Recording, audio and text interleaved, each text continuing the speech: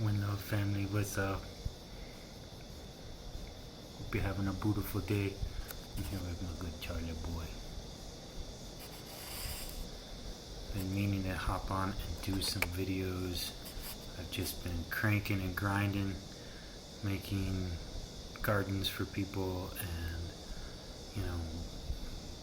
working the land here at our permaculture farm and teaching classes, working basically 6 days a week and taking Sunday to rest. I think it's very important to put a boundary, a loving boundary around at least one day a week. We're not gonna, do anything except for relax, rest, play, read, what have you. So, thanks for your patience. There's been so many things I wanted to speak to with respect to, the fires in Maui, the weather across the world, the elections, the UFO hearings, things that I want to do, including starting a tree planting program, just a slew of things. Got some questions about, some fasting stuff, that I've wanted to answer, and just been doing everything I can every day to, just take care of family and my puppies and the land and my own self. So, anyway, that's a long story.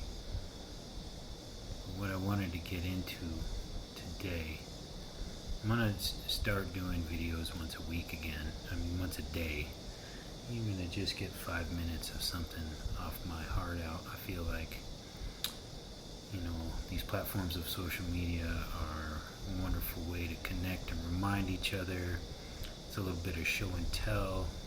It's a little bit of, a lot of things. There's like some dubious parts and some ways in which it's, kind of negatively affects us if you let it. But important to have boundaries around it too. So that's why I haven't been as active in recent months. It's just prioritizing healthy land, healthy people, and a healthy inner life, rather than being so engrossed in speaking my mind and validation and all those things that come part and parcel with social media. But so look out for upcoming videos. I'm gonna speak to all these subjects. If I spoke about them now, it would be an hour or two, maybe 3 hours of me just going off. So I'm going to try and break it up a little bit and just answer some fasting questions for today. 'Cause I had someone asking me about when they break their dry fast, how they'll guzzle down like 32 ounces of juice or something in like under 5 minutes, and how to stave off that, like really, kind of harsh refeed, where you're just like so hungry or thirsty at that point that you're just, guzzling. What I would say is drink more, brother. If you want to keep, fasted, drink tea that is unsweetened or sweetened with monk fruit. Drink water.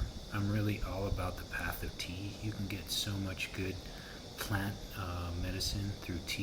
You can be using Chinese, tonic herbs, doing reishi tea or, astragalus, or, it's important that you find some tea that tastes good. You can use stuff like licorice root, which is naturally sweet, and really good for you, or, some of your Dr. Sebi herbs like dandelion and burdock. Those herbs are a little more bitter. They're really fantastic for you in terms of grounding, you know, detoxifying, uh, the liver and the kidneys and the skin and everything will be stimulated by working with things like dandelion burdock, or vervain tea is another great tea. A lot of the rastas are way into that, and that's fantastic. And it's a good nervine too.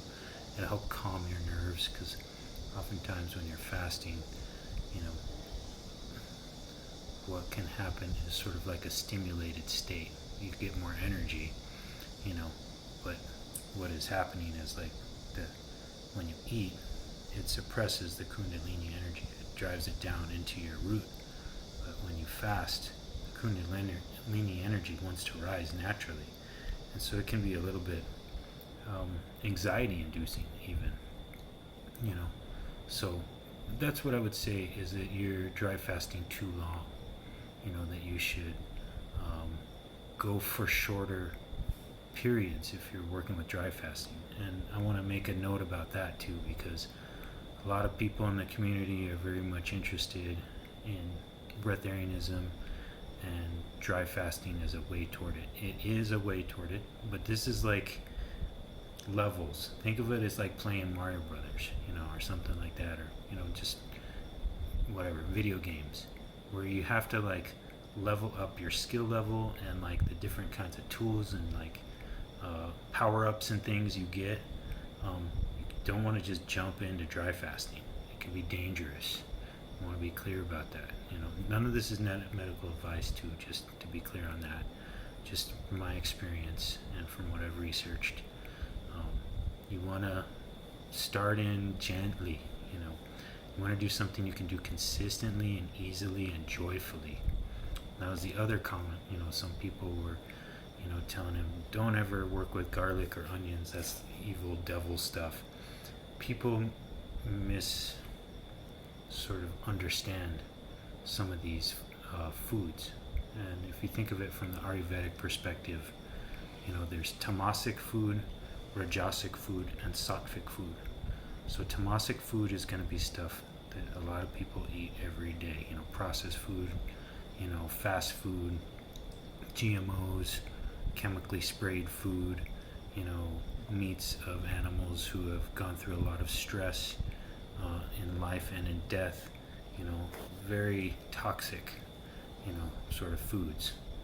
And then up from that is the rajasic foods. So these are like the rajas, kings. This is kingly food. So this is going to be, more of your rich foods, your meats and your, creams and your butters and your whatever, very richly spiced foods, etc. And then you have your sattvic foods, which are going to be your pure foods, your highest foods. And in Ayurveda, those things are things like rice and things like milk, that are white, that are vegetarian, that are, that a lot of us in like the broader community have identified as things that are very toxic to us as individuals. Rice, and like if you follow Dr. Sebi, he talks about, you can use rice to make glue, and it'll glue up your guts, and it'll create tons of mucus in your body. Same with milk. Milk is like made to grow a little teeny calf into a very big old cow. It's very Kophic. It's very, it's full of growth hormones. It can be very mucus forming, So, and if you're going to work with milk, because there's plenty of people who have made their way to the breatharian path and pranic living drinking milk, but they were drinking fresh, unhomogenized, unpasteurized, milk from grass-fed cows. So there's even levels even within the different, like you could have that, or you could have like, GMO corn-fed, like RBST, injected, pus-filled milk from industrial, dairy, versus that other kind of milk, which is totally different, humanely raised, good life of the cow, so and I really ascribe to this thing they talk about, I'm kind of going off on a tangent now, but just hear Teal Swan talking about foods to exclude from your diet, and those are going to be things where basically pain and suffering has brought in, and that can be with your animals if you're eating animals or using animal products. Charlie's looking at me like, who are you talking to? Or plants that are not raised in a conscious way in land that is not cared for in a caring, compassionate way can yield foods that are plant foods that are unhealthy and unhappy, and those plants have consciousness too. So there's all these different factors to come into, and I'm all about that raw food lifestyle. But as I study more and experience more, and I was just listening to Hilton Hotima today, and he actually places in order first fruits, and nuts and seeds, and then under that he puts meat. And if you look at native people across the world who have eaten meat, have very good health, very strong, very long-lived, very wise, kind people, right? So that's what we're going for here. We're not going for any kind of like bragging rights or spiritual pretension, but what's going to effectively give us happy, healthy, long lives full of compassion, love, and wisdom, right? So just a note, I am all about the vegan lifestyle. As a Buddhist, a Rasta, and a Taoist, I really feel that this ahimsa lifestyle of nonviolence, of having, no meats because of my regard for animals, but it's also a regard for my own health. Even still, things like vegetables and things like grains particularly really mineralize your internal organs, over mineralize and basically turn them into crystals and create over acidity and toxicity, toxic accumulation, because plants don't really want you to eat them either. They're defined by their toxicology, in terms of, sort of botany, and that is the toxicity that are in all the different kinds of plants. There's now, with respect to Chinese traditional medicine and understanding plant medicinal value, there's like the inferior plants are the plants of earth, or herbs of earth. There's the middle plants, or the herbs of man, and there's the superior plants that are the plants of heaven. And so things like comfrey, which are very good herbs for like healing bones, you can't take for very long because you develop kidney stones. In fact, as an herbalist, I'm not even supposed to recommend at all that you use comfrey internally. I can get in trouble just saying something like that, because it can cause problems. However, the herbs of man are things that are more like nutritive foods, like say like violet, which is a lymphatic herb. It's highly nutritive, or clover, these things that are healthy food herbs. And then the herbs of heaven are things like reishi, goji berry, astragalus, herbs that nourish your jing, qi, and shun. So anyways, that's the long ways around to saying that these things with respect to foods are very unique to our own genetic history, our unique biochemistry, our unique psychology and healing needs, our unique doshas. So a one-size-fits-all diet just doesn't exist. But if you look at our biology, the thing that is most fitting is, that we mimic our most close relatives genetically are the chimpanzees, who are frugivores. Now, they do eat meat. They'll eat things, though, that are like grubs, primarily, in terms of like animals. But they've also been known to do cannibalism and things like that. So, we want to look to nature in trying to understand ourselves and look into our own nature. And if you look at us in terms of our biomorphology, the shape of our teeth, the shape of our guts, it uh, is most like a frugivore. So it would make sense that we have, like all like this nice puppy here, our wonderful Charlie puppy. He's such a good boy, but he is a predator.